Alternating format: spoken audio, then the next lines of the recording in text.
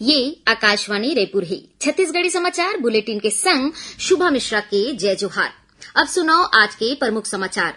नारायणपुर जिला के कोहकामेटा इलाका में आज सुरक्षा बल मन के संग होए मुठभेड़ में 3 झीन माओवादी मारे गए हैं।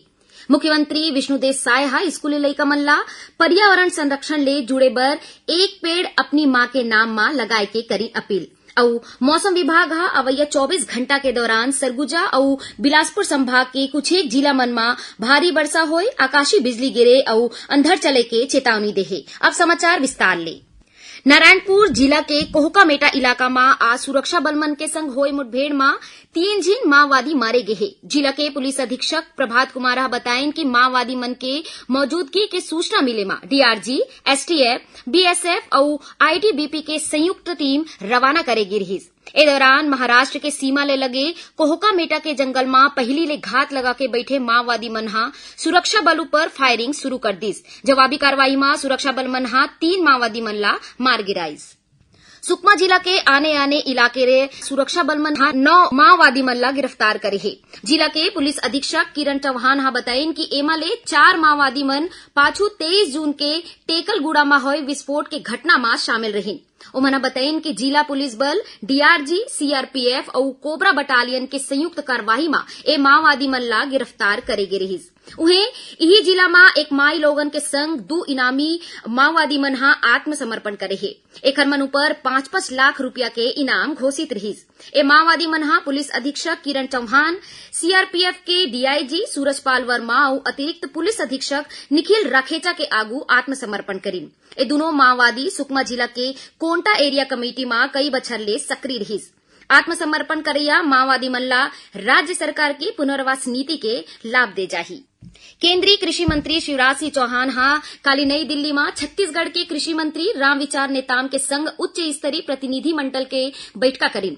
ए दौरान प्रदेश में दलहन, तिलहन और बागवानी फसल ला बढ़ावा दे के संग कृषि और किसान कल्याण ले जुड़े कतकोन विषय में चर्चा हुई। केंद्रीय मंत्री हा कहीन कि छत्तीसगढ़ के किसान मन ला केंद्रीय स्तर में कोनो समस्या नहीं आए दे जाही। एकर बर केंद्र और राज्य सरकार मिलके काम करत रही। केंद्रीय मंत्री हा दलहन और तिलहन फसल ला प्रोत्साहित करे के केंद्र सरकार के नीति के उल्लेख घलो करीन। श्री चौहान हा कहीन कि छत्तीसगढ़ में मक्का और सोयाबीन के खेती ला बढ़ावा दे जाही। बैठका में कृषि मंत्री रामविचार नेताम के प्रस्ताव में बागवानी और मक्का के क्षेत्र विस्तार में सहमति देगिस। उन्हें प्रदेश में खाद बीज की उपलब्धता, भंडारण और वितरण के संबंध में घलो केंद्रीय मंत्री ला अवगत कराएगी। मुख्यमंत्री विष्णुदेव साय हा स्कूली लइका मन ला पर्यावरण संरक्षण ले जुड़े बर एक पेड़ अपनी मां के नाम में लगाए के अपील करे है। श्री साय हा काली रायपुर में स्कूल शिक्षा विभाग के समीक्षा बैठका में कहीन कि ए अभियान ले लइका मन के पर्यावरण ले जुड़ाव बढ़ी। एमा पालक और शिक्षक मन ला शामिल करे ले बड़का पैमाना में पौधारोपण हो सकी। इस संबंध में स्कूल शिक्षा विभाग के सचिव सिद्धार्थ कोमल सिंह परदेसी हा सब्बो कलेक्टर ला निर्देश जारी कर दे है। उमन कहीन कि मुख्यमंत्री के मनसा के अनुरूप हरियाली के दायरा बढ़ाए बर व्यापक स्तर में काम करना है। लइका मन देश के भविष्य है। इमन ला जोड़ के पर्यावरण संरक्षण बर घलो अच्छा काम करे जा सकत है। पौधारोपण शाला प्रवेश उत्सव के दौरान करे जाही। एकर बर जिला के शालावार कैलेंडर तैयार करे जाही। स्कूल में पौधारोपण के दौरान जनप्रतिनिधि मन ला घलो बुलाए जाही। श्री परदेसी हा पौधारोपण के समय शिक्षक और छात्र छात्रा मन ले पौधा ला सुरक्षित राखे के संबंध में शपथ ग्रहण कराए बर घलो कहीन। उप मुख्यमंत्री अरुण साव काली मुंगेली जिला के गांव खोड़खामही में विकासखंड स्तरीय शाला प्रवेश उत्सव में शामिल हुई। ए दौरान ओमन हा नवा भर्ती लइका मन ला स्कूल ड्रेस और पाठ्य पुस्तक दिन। कार्यक्रम में श्री साव हा कक्षा 10वीं और 12वीं के बोर्ड परीक्षा में अच्छा प्रदर्शन करैया राष्ट्रीय बॉक्सिंग प्रतियोगिता स्काउट गार्ड एडवेंचर मनाली में भाग लेवैया छात्र छात्रा मन ला पुरस्कार दिन। ए मौका में ओमन हा विद्यालय परिसर में आम के पौधा लगात पर्यावरण ला हरा भरा राखे बर पौधारोपण करे के संदेश दिन। छत्तीसगढ़ी समाचार बुलेटिन आप मन आकाशवाणी रायपुर ले सुनत हो। छत्तीसगढ़ के खबर ले है आपके वास्ता और खबर के विश्वसनीयता ले है हमार वास्ता। आकाशवाणी समाचार रायपुर के प्रादेशिक समाचार बुलेटिन के संगे संग हमार समसामयिक कार्यक्रम आप रेडियो के संग अपन मोबाइल में घलो सुन सकत हो। आकाशवाणी समाचार फेसबुक, ट्विटर और यूट्यूब में घलो हावय। हमार फेसबुक पेज हरे Chhattisgarh news on AIR, Twitter handle CGAIR news और हमार यूट्यूब चैनल हरे छत्तीसगढ़ AIR न्यूज। तो अब रेडियो के संगे संग आपके मोबाइल के माध्यम ले हम आप तक पहुंचत हन। छत्तीसगढ़ के हर खबर पर सुनत रहो आकाशवाणी समाचार। अब आगू बाढ़बो बाचे समाचार कोती। मुख्यमंत्री विष्णुदेव साय हा आज रायपुर स्थित अपन निवास कार्यालय में वाणिज्य और उद्योग विभाग डहर ले अपडेटेड सिंगल विंडो पोर्टल दूसरैया संस्करण के शुरुआत करी। ए मौका में मुख्यमंत्री हा कहीन की ए पोर्टल के माध्यम ले प्रदेश में नवा उद्योग मन के स्थापना में उद्योगपति मन ला न सिर्फ आसानी हुई बल्कि रोजगार के अवसर घलो बाढ़ी। संगे संग छत्तीसगढ़ के युवा मन ला रोजगार घलो मिलही। उमहा छत्तीसगढ़ में निवेश करे और उद्योग लगैया उद्यमी मन ला राज्य सरकार डहर ले हर संभव सहयोग के आश्वासन दिन। श्री साय हकीहीन की ए पोर्टल में विभागीय अधिकारी ला घलो जिम्मेदारी दे गए है। ओखर ऊपर आवेदन मन ला समय में निराकरण करे के जवाबदेही घलो होही।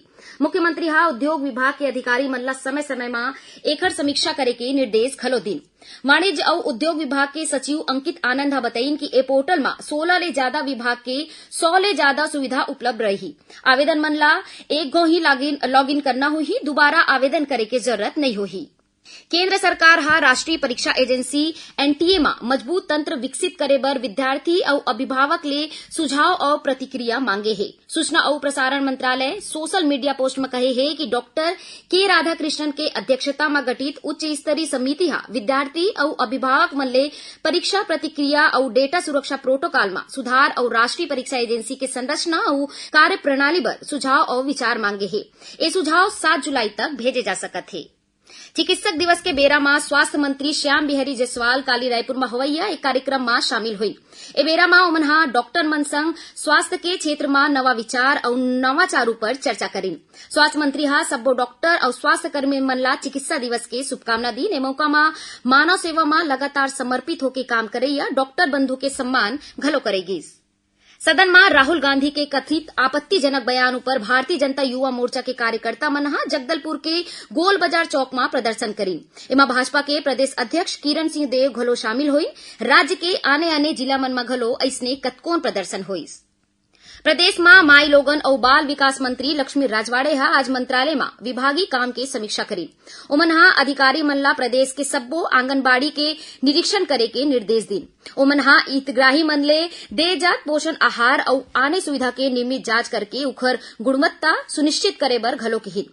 श्रीमती राजवाड़े हा अधिकारी मन ले कहीन की महतारी वंदन योजना, प्रधानमंत्री मातृ वंदना, रेडी टू ईट, नोनी सुरक्षा योजना, सुचिता योजना और बाल संदर्भ योजना के लाभ सब्बो हितग्राही मन ला मिले। उमना गर्भवती लइका और उखर मां, लइका और किशोरी लइका मन के नियमित अंतराल में स्वास्थ्य परीक्षण, टीकाकरण और वजन लेबर कहीन। बैठका में अधिकारी मन हा विभागीय कार्यक्रम और योजना के जानकारी दिन। अब पेश है मौसम के हाल। मौसम विभाग हा अवैया 24 घंटा के दौरान सरगुजा और बिलासपुर संभाग के कुछ एक जिला मन में भारी वर्षा होए, आकाशीय बिजली गिरे और अंधड़ चले के चेतावनी देहे। मौसम विभाग के अनुसार एक द्रोणिका उत्तर पूर्व मध्य प्रदेश ले असम तक फैले है। उन्हें ऊपरी हवा के एक चक्री चक्रवाती घेरा बिहार के ऊपर बने है। एकर असर ले प्रदेश में काली कतकोन जगह में हल्का ले मध्यम वर्षा होए या गरज चमक के संग छींटा पड़े के संभावना है। आखिर में प्रमुख समाचार एक घों फेर। नारायणपुर जिला के कोहका-मेटा इलाका में आज सुरक्षा बल मन के संग होई मुठभेड़ में 3 झीन माओवादी मारे गए हैं। मुख्यमंत्री विष्णुदेव साय हा स्कूली लइका मन ला पर्यावरण संरक्षण ले जुड़े बर एक पेड़ अपनी मां के नाम में लगाए के करीन अपील। और मौसम विभाग हा अवैया 24 घंटा के दौरान सरगुजा और बिलासपुर संभाग के कुछ एक जिला मन में भारी वर्षा होए, आकाशीय बिजली गिरे और अंधड़ चले के चेतावनी देहे। एकरे संग छत्तीसगढ़ी समाचार बुलेटिन इहे सिरावत है। जय जोहार।